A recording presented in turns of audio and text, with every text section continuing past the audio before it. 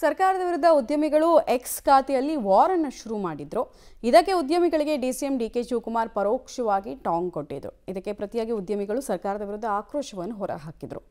ರಾಜ್ಯ ರಾಜಧಾನಿ ಬೆಂಗಳೂರಿನ ದುರಸ್ತಿ ರಸ್ತೆಗಳಿಂದ ಜಾಗತಿಕ ಮಟ್ಟದಲ್ಲಿ ಸುದ್ದಿ ಆಗ್ತಾ ಇದೆ. ಕೆಲವು ದಿನಗಳಿಂದ ಮೂಲಭೂತ ಸಮಸ್ಯೆಗಳ ಕುರಿತು ಸರ್ಕಾರದ ವಿರುದ್ಧ ಉದ್ಯಮಿಗಳು ಸಿಡಿದಿದ್ದಾರೆ. ರಸ್ತೆ ಗುಂಡಿ, ಟ್ರಾಫಿಕ್ ಸಮಸ್ಯೆ, ಕಸ ವಿಲೇವಾರಿ ಸೇರಿದಂತೆ ಹಲವು ಸಮಸ್ಯೆಗಳಿಗೆ ಪರಿಹಾರ ಕೊಡದ ಸರ್ಕಾರದ ವಿರುದ್ಧ ಉದ್ಯಮಿಗಳು ಎಕ್ಸ್ ಖಾತೆಯಲ್ಲಿ ಆಕ್ರೋಶವನ್ನು ಒಬ್ಬೊಬ್ಬರಾಗೆ ಹೊರಹಾಕ್ತಾನೆ ಇದ್ರು. ಈಗ ಮತ್ತೆ ಉದ್ಯಮಿ ಮೋಹನ್ ದಾಸ್ ಪೈ ಕಾಂಗ್ರೆಸ್ ಸರ್ಕಾರದ ವಿರುದ್ಧ ಭ್ರಷ್ಟಾಚಾರದ ಗಂಭೀರ ಆರೋಪವನ್ನು ಮಾಡಿದ್ದಾರೆ. ಎಷ್ಟೆಷ್ಟು ಪ್ರಮಾಣದಲ್ಲಿ ಭ್ರಷ್ಟಾಚಾರ ಇದೆ ಅಂತ ರೇಟ್ ಕಾರ್ಡ್ ಬಗ್ಗೆ ಎಕ್ಸ್ ಖಾತೆಯಲ್ಲಿ ಗುಡುಕಿದ್ದಾರೆ.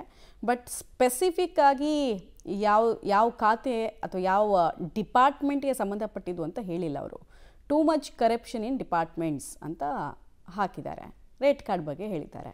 ಈಗ ಈ ಥರದ್ದೆಲ್ಲ ಆರೋಪ ಮಾಡಬೇಕಾದ್ರೆ ಒಂದು ಸ್ವಲ್ಪ ಸ್ಪೆಸಿಫೈ ಮಾಡಿಬಿಟ್ರೆ, ಇನ್ನೊಂದು ಸ್ವಲ್ಪ ನೀವು ಇಂಥದ್ದೇ ಇಲಾಖೆ, ಇಂಥದ್ದೇ ಮಿನಿಸ್ಟ್ರು, ಇಂಥದ್ದೇ ಅಧಿಕಾರಿ ಅಂದ್ಬಿಟ್ರೆ ಜನರ ಮುಂದೆ ಅವ್ರ ಬಂಡವಾಳ ಎಕ್ಸ್ಪೋಸ್ ಆಗುತ್ತೆ.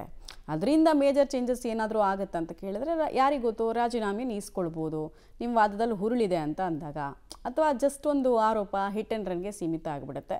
ಅನ್ಡೌಟೆಡ್ಲಿ ಈ ಎಲ್ಲ ಉದ್ಯಮಿಗಳು ಹೋರಾಡ್ತಾ ಇರೋದು ಕೂಡ ಗುಣಮಟ್ಟದ ಕ್ವಾಲಿಟಿ ರಸ್ತೆಗಳು ಬೇಕು, ಲಕ್ಷಾಂತರ ಕೋಟಿಯಲ್ಲಿ ಇನ್ವೆಸ್ಟ್ಮೆಂಟ್ ಮಾಡ್ತಿದ್ದೀವಿ ನಾವು ಅಂತ. ಬಟ್ ಸಾಕ್ಷಿಗಳನ್ನು ಕೊಡಬೇಕಷ್ಟೇ, ಇಲ್ಲಾಂದರೆ ಅದು ಜಸ್ಟ್ ಒಂದು ಆರೋಪ ಉಳಿದು ಬಿಡುತ್ತೆ.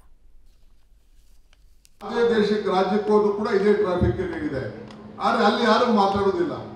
ಇಲ್ಲಿ ಎಲ್ಲರೂ ಪ್ರತಿಯೊಬ್ಬರು ದೊಡ್ಡವರೆಲ್ಲ ಟ್ವೀಟ್ ಮಾಡ್ಕೊಂಡು ಕೂತವ್ರೆ, ಮಾಡಿಕೊಂಡು ಬೆಳಗ್ಗೆ ಸಾಯಂಕಾಲ ಟೀಕೆ ಮಾಡ್ತಾ ಇದ್ದಾರೆ. ಕೆಲವರು ನಮ್ಮ ಸ್ನೇಹಿತರುಗಳು ಕೂಡ, ಕೆಲವು ಎಂಪಿಗಳು ಅವರು ಕೂಡ ಟೀಕೆ ಮಾಡ್ತಾ ಇದ್ದಾರೆ. ಟೀಕೆ ಮಾಡೋದ್ ಬದಲು ಸೊಲ್ಯೂಷನ್ ಏನು ಅಂತ ಒಬ್ರು ಹೇಳ್ತಾರೆ. ಏನ್ ಮಾಡ್ಬೇಕು, ಆಯ್ತಪ್ಪ ನಾನು ಟನಲ್ ಮಾಡಬೇಕು ಅಂತ ಹೊರಟಿದ್ದೀನಿ. 117 2008ರಲ್ಲಿ ಒಂದು ನೋಟಿಫಿಕೇಶನ್ ಮಾಡೋದು ಪೆರಿಫೆರಲ್ ರಿಂಗ್ ರೋಡ್ ಅಂತ. ಯಾಕೆ ನೀವೆಲ್ಲ ವಕೀಲರು ಇದ್ದೀರಿ.